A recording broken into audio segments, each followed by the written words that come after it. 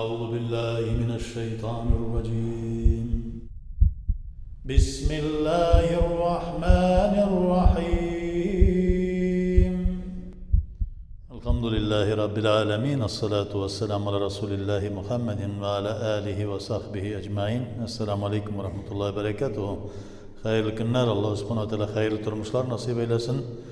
İlk günlerimizge tanışlık, ailelerimize bereket, tenlerimizge selametlik, көңілlerimizge ilahi nurlarını salıp Allah subhanahu teala rıza bulgan, özünün bir suyuklu kulları bulubuzdu nasip etsin.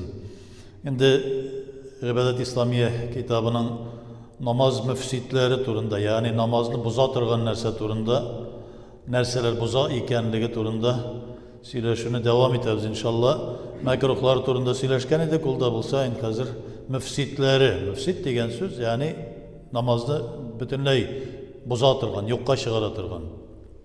Olda bulsa, jegerme türlü iş buza deyip Ahmet Gadi Maksudi Hazretleri bilgilep koya, qabatlab aytamiz türlü kitaplardan, muhtasarlardan, Muhtasar Kuduri, Vikaya, Hidaya gibi kitaplardan, fetavalardan, şulay yok. Fetava Tatarhani, Fetava Hindiye degan kitaplar gibi başka türlü şulay yok endi Muhammed Garif Bek'nin şoşa kitaplarından toplangan, Şeyhül İslamlar neler, onlarının kitaplarından toplap şuşlay bir kıska gına bizge anlaşılırlık derecede getirip şoşa bir mağlumat berip kaldırgan. Şuna göre türlü yerde türlü şey okudum degen söz bulalmay. Çünkü bu başlangıç revişte kişiye anlata turgan namazlar dürüst tügel ütelsin üçün. Çünkü namaz tügel üteli bizden için bir gerek bulan. Ne üçün degende evvel men su'ilen nas en birinci kabirge düşkeş adam balası nerseden soraladı. İmanlansın. Hani salat yani namaz turunda. Rabbin kim, peygamberin kim, dinin nindi din deyip soralgandan soň Rabbim Allah, Peygamber Muhammed sallallahu aleyhi ve sellem dinim İslam deyip aytgandan soň namaz turunda, namazını kıldın mı, namazını okudun mu, nindi revişte okudun degen düşünceler bulaşak. Şuna göre biz saklanı yüzünden öğrenirge tiyişmiz, bilirge tiyişmiz. Birinci boza turgan iş, mesela tamak kırıp yeki uxuldap, şunun bilen birge 3 harfli derecedeki bir söz sıfatında, dünyavi söz sıfatı çıgı. Mesela kay bir vakitte birersi kelip kire de anarga endi neşektir işaret kılırga gerek yaki endi tamak kırgan revişte yaki uxuldap, kay birleri vaq kelip okurga yaratalar. O vakitte da dünyavi sözünü teşkil ete turgan bir 3 harf çıktı ise namaz bozuldu. İkincisi mağnalı bir söz aytu, yani mağla yürüte turgan bir söz, dünyavi söz, namaz okuy. Mesela namaz okuyan vakitte bir bala mı, anda kimdir kelip sana kumaşa olay başladıysa git deyip aytıp koydun ise namazın bozuldu. Dünyavi söz çıktı ise. Çünkü namazın içinde tekbir tehrimeden başlap selamga kadar içinde baratik Kur'an ayetleri hem tesbihler hem şu şimdi zikirleri yine namazdan. Başka nerse bulalmay.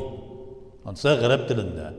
Biri de mesela git koya koydum iken min falan miken de bir söz namaz basıp okup durgan vakitte falan nerseni koya koydum miken ana tiginde oldu diye aytıp koyuyor mesela. Andi meselelerde bulunur mümkün kişide yalgışıp. Bu şiraktan işimiz buzabız da geriden başlıyoruz namazın. Selam bilen çıkabız da. Üçüncüsü bir kişiye selam veriyor ya ki selam alıyor. Gelip kardeşi namaz okuyan vakitte birerisi gelip kardeşi de Esselamu Aleyküm ve Rahmetullah diye aytın ise dedi biz biliriz bitindi. Hadis boyunca selam veriyor sünnet. Lakin selamını qaytarı vacip. Sana selam verdiler ise sen selamını qaytarıga deyiş. Qaytarmasan üstünde vacip amel günahka kirişesin. Selam veriyor sünnet. Vermesen de bula. İsenleşmesen de bula başlap birinci. Lakin Peygamberimiz sallallahu aleyhi ve sellem'nin sünneti boyunca ol birinci bulup isenleşedir. Kiçkine balalar bilen de hatta. Şuna göre indi qaytarı. Biri de şu hadisini iste tutup namaz işinde Esselamu Aleyküm ve Rahmetullah deyip birerse kelip isenleştiyse ve Aleyküm selam deyip cevap qaytardın ise namazın bozuldu. Niçin? Ol hadis namaz işinde anın niye yok, kişi yok. Сен намаз оқыған вақытта сен ваҗибны үтем деп сәлам қайтардың, есе намазың бұзылды, башқа бір нәрсе болмады. Сәламны қайтарға ярамый, намаз оқи. Яки сәлам беру. Дүртіншісі дүния үшін сұрап дұға қылу. Қайбір кішілер намаз ішінде, сәждеде, яки рукукта дұға қылырға рұқсат еткенлер бар, дұға қылуына шышлай алға қойған кішілер бар, яғни дұға қылырға ярайды. Бұл нәфіл намазларында, яки айрым бір сәжде қылған вақытта, мәселен, хәжет намазында, яки шушының іші бір намазда болуы мүмкін. Анда бола әлі. Әммә енді фарыз, яки сүннет намазларында, вақыт намазларында, әгер де сен бірер дүнияви ішің үшін, яки шушы дүния ішін сұрап, дұға қылдың, есе намазың бұзылды. Сәждеде болсын, рукукта болсын. Фарыз, ваджиб, биш біздің шушы вақыт намазының фарызлары, сүннетлері бар, шулай енді витр ваджиб намазлары бар, анда дұға қылып дүния іші сұра алмай, намазны бұза. Шулай енді дүния үшін ойлап, дауыс шығарып елау намазны бұза. Мәселен, дүнияда бір нәрсе сені рәнжіттілер есе, сен шушы намаз оқи, шуны иске түшіріп, жылап жібердің есе намазың бұзылды. Чөнки дүния іші үшін жылайсың. Әгер де енді сен Аллах Тәләні иске түшіріп, Аллах Тәләге шушы намаз қылуың арқасында көңілің толып кетті есе, һәм өксіп жылай башладың есе, ол вақытта башқа Аллах Тәлә үшін, Аллах Тәләні исте тұтып, ләкин дүния іші үшін, дүниядағы мәселе үшін тауыш шығарып жыладың есе, намаз бұзылды, ері қайтарып оқырға керек бола. Шулай оқ енді бұршақ зорлығындағы нәрсе де болса, яки аннан зоррақ шарасында қысылып қалған еді, бір юзім, яки бір шекләуік, кішкінәгіне, яки енді шондай бір ризық ипи балшай қалған есе, бұршақ зорлығы, яки анардан зоррақ. Шуны ялғыз жұтып жібердің есе, ол вақытта намазың бұзылды. Ләкин анардан кішерек болғанлары намазны бұзмай. Бұршақтан кішерек болса, мәселен шарасында қала, ялғыз жұтып жібересің, ол вақытта намаз бұзыламы, жоқ му дегенде, жоқ мұнсы. Бұршақ зорлығындағы турында сөз бара. Бір тамшы шамасы су юту. Шулай жоқ. Бір тамшы шамасы, мәселен, су юту. Нешік ютырға мүмкін? Бетіңе тамды, яңғыр, яки бірер жерден шешіреді, шушы тамшыланып, ауызға ағып кірді мәселен, сен шуны тұттың да жұттың. Бұл ішірақта да тамшы, бір тамшы рәвішінде болды есе, тамшы да ненде тамшы дегенде, тамшыны біләбізін, тамшы ол түрлі рәвіште болмай. Бүтінісі бір түрлі бола. Шуңа көре, теге не зорлық бола екен, аның миллиметр неше екен, тамшы ол. Аның зорлығы кішкінесі yok. Теге шешіреген, шешіреген нәрсеге тамшы демейлер. Тамшы тамған нәрсеге тамшы дейлер. Теге қайбірлері мұны башына кетіріп, әлі нәрсе ойлап, анализировать етіп, тағын теге Бәни Исраилінің сыйыры кебек болмасын. Шуннан шығып әйтәбізін. Шулай оқ енді ғәдәтті екі қол білән башқарыла тұрған бір ғәмәлні башқару. Мәселен, киімні кию яки салу. Намаз оқи, істелеп кетті де, екі қол білән киімні шығарып салды. Намаз бұзылды. Яки киімні киіп қойды. Яки енді шушлай оқ, екі қол білән нәрсендір көтеріп алды. Намаз оқи, бір нәрсендір көтеріп алырға керек. Баламы нәрсемі, мәселен, екі қол білән. Шулай оқ енді, ненде де болса, бір ғәмәліні бір yolu 3 мәртебе башқару. Намаз ішінде. Бір ғәмәліні 3 мәртебе башқардың есе, 3 мәртебе бетіні сөпіріп қойдың, 3 мәртебе бір жеріні қашып қойдың, мәселен, бір қол білән. Шулай оқ енді 3 мәртебе миықны түзәттің, бір қол білән. Тегісі 2 қол білән еді. Мұнда бір қол білән болғанда 3 мәртебе. 2 қол білән ішлесәң 1 мәртебе намазны бұзатырған нәрсе. Мәселен, 2 қолың білән алып, бөрігіні яки төбәтейіні түшкеш алып кейіп қойдың есе, мәселен. 2 қол білән кейдің. Киіміңні 2 қол білән кейдің. Ләкин енді 1 қол білән, мәселен, бір жер кішітіп кетті де, 1 қол білән 3 тапқыр қашыдың, 3-ші тапқыр бұзды. 2 тапқыр қашу мәкрух. Ансын да біләміз. Яки енді 3 мәртебе бетіне сапырап қойдың 1 қол білән. Тозанны сапырам деген болып. Яки шулай оқ, миықны түзетіп қойдың. 3 мәртебе бармақ шартлатып қойдың. Кайбер кеше бармак шартлатырга ярата. Ул шул кадәр гадәткә кергән ки, бармак шартлата. Намазда бармак шартлату мәкрух, әмма 3 тапкыр бармак шартлаттың исә буза. Киридән кайтарып укырга туры килә. Шулай ук инде 3 мәртәбә төймәләрне эләктерү яки ышкындыру. Күлмәкнең төймәләре төймәләнмәгән иде, мәсәлән, шушыны төймәли башлый кайбер кеше. 3 мәртәбә шушыны эшләдең исә, намаз бузылды. Шулай ук инде 3 адым атлап куйдың, мәсәлән. Намазда укый 3 адым атлап куйдың исә, 3 адымнан соң бузыла, 2 адымнан соң бузылмый. Шулай ук 3 мәртәбә бер нәрсәне чәйнәү, bir авазны 3 мәртәбә әйтү, мәсәлән. Вах килеп, дөньяви мәсьәләсенә һәм шуның кебек башкалар. Шулай ук инде бездә Хәнәфи мәзһәбендә сүрәләрне китаптан, мусхафтан карап уку намазны боза. Чөнки Абу Ханифа рахматуллаһи галәйһи әйтә, 2 гамәл бер урынга туры килми ди. Кайберләрендә, бигрәк тә таравихларда да, мәсәлән, Коръәнгә карап укырга рөхсәт итәләр. Без бу Хәнәфи мәзһәбе буенча рөхсәт ителгән дип. Юк. Яттан белмисең икән тыгылма. Коръән чыгалар. Хәзер Коръән мусхафка карап, китапка карап Коръән чыгучылар бар таравихта. Безнең Хәнәфи мәзһәбендә бармый бу. 2 гамәл була. Берсе карап укыйсың, Коръәнне уку гамәл, мусхафтан карап уку, икенчесе намаз кыласың, 2 гамәл. 2 гамәл бер урынга туры килә алмый. Шушыннан чыгып, әгәр дә Коръәннән теге карап укыйбыз икән, өйрәнгән вакытта ничек? Өйрәнгән вакытта башка ул. Өйрәнгән вакытта алдыбызга куябызмы, онытмастан, яки шушындай ул өйрәнгән вакытта зарури. Моны белергә кирәк. Әгәр дә инде мәсәлән бер кеше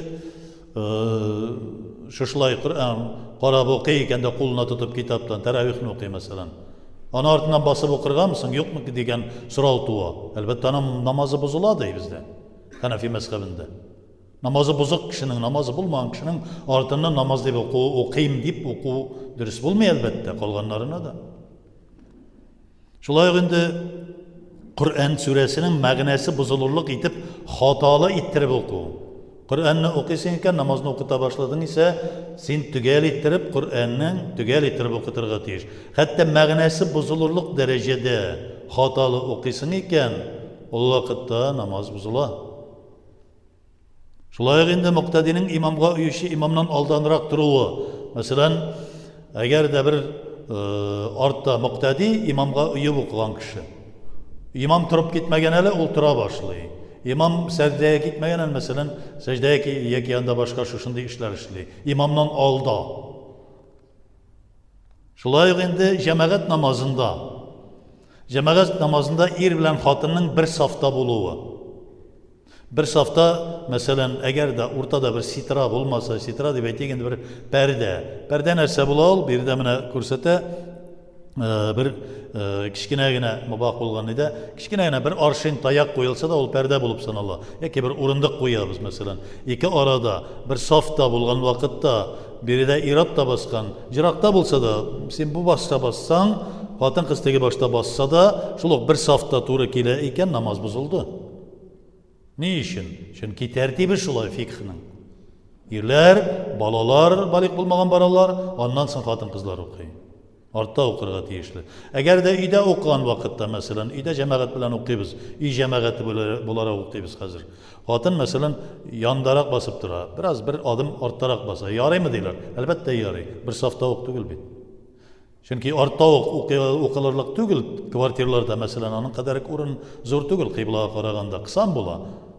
Өйдә укыган вакытта. Бу очракта нишләргә? Әзрәк бер адым, бер Қарыш тибәтеген бер адым шушында арттарак укыса, ярты адым әлбәттә бер сафта булмый, бер сафта булып саналмый. Ләкин бу очракта әлбәттә инде чамаларга кирәк. Бер үк намаз турында сүз бара.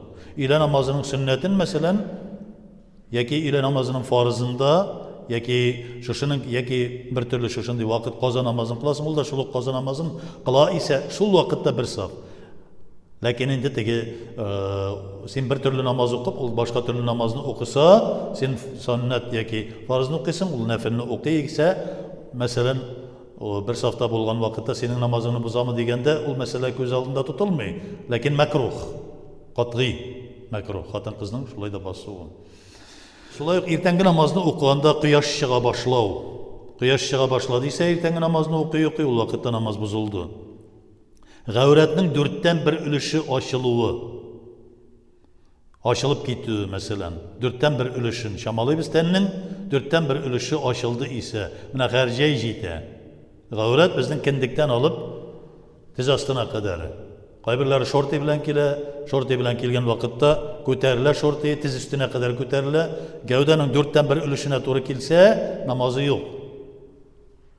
Birinçiden bu edepsizlik meşitke şunday şortilerden ilerden yürü namazga. İkinciden indi buzula 4dan 1 uluş açılsa. Namazda farz bulgan bir amelini ötemi kaldırı. Namazın farzlarını biz sizin bilen tekşirdik. Yani namazın şartları, rükünleri var, şartları var. Rükünleri işki farzlarının birisi çıkıp kaldıysa namaz bozuldu. Şulay yok indi kökreknin kıbla tarafından avuşuğu. Narsada bo'lsa izlab yoki netib burildim, ko'krak avushdi. Yoki kimgadir qaradim, yoki narsadir olirga niyatladim. Namoz buzildi, ko'krak qibladan avushsa. Tenning, kiyimning ya namozlikning najislanuvi, najisning ne qadar bo'luvi sizning bilan so'rashgan edik. Shulay yo'q endi o'z ixtiyoring bilan tahoratni buzuv, shulay yo'q namozni buzo. Lekin o'z ixtiyoring bo'lmaysa, jil chiqib ketdiysa, tahorat buzildi. Bu vaqtda nishimiz silashmisha borib tahoratni olabizda qolgan yerdan davom etamiz.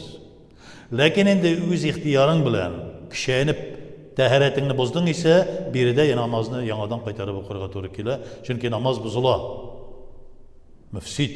Mana bu shuni eslatib turib kerak. Alloh subhanahu va taolo qilgan namozlarimizni xayrlisi bilan qabul et. Ya Rabbim İhlasdan kabul et, ya Rabbim riyadan kabul etme, ihlasdan sana yakın ayırga, senin rızalığını isterge, senin rızalığını tabırga tileybiz, ya Rabbim. Şuna tırışabız, Allahümme teqabbel minna bi fazlike ve keramike, kabulen hasenen cemilen celilen, Allahu Ekber.